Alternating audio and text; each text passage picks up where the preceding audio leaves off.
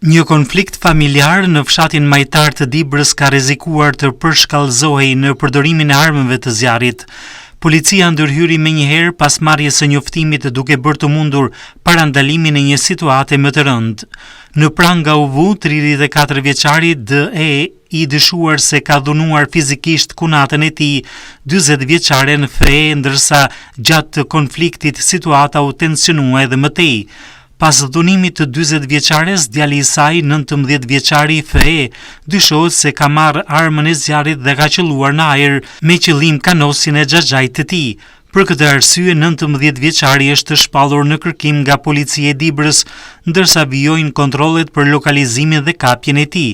Paralelisht, shërbimet e policisë po punojnë për gjetjen dhe sekuestrimin e armës së zjarrit që dyshohet se është përdorur gjatë konfliktit. Në lidhje me ngjarjen, policia ka nisur procedimin penal në gjendje të lirë edhe për 40 vjeçaren F.E. dhe 25 vjeçaren A.E. të dyshuar se gjatë përplasjes fizike kanë dhunuar njëra tjetrën.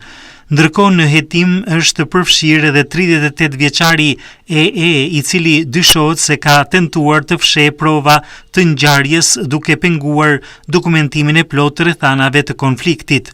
Shërbimet e komisariatit të policisë Dibër shkuan menjëherë në fshatin majtar pas sinjalizimit për konfliktin familjar dhe kryen veprimet e para hetimore për të përcaktuar përfshirjen e secilit prej personave.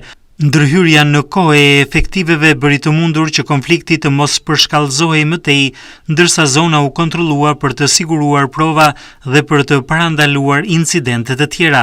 Materialet procedurale për të gjithë personat e përfshirë janë referuar prokurorisë pranë gjykatës së shkallës së parë të jurisdiksionit të përgjithshëm Dibër për veprime të mëtejshme.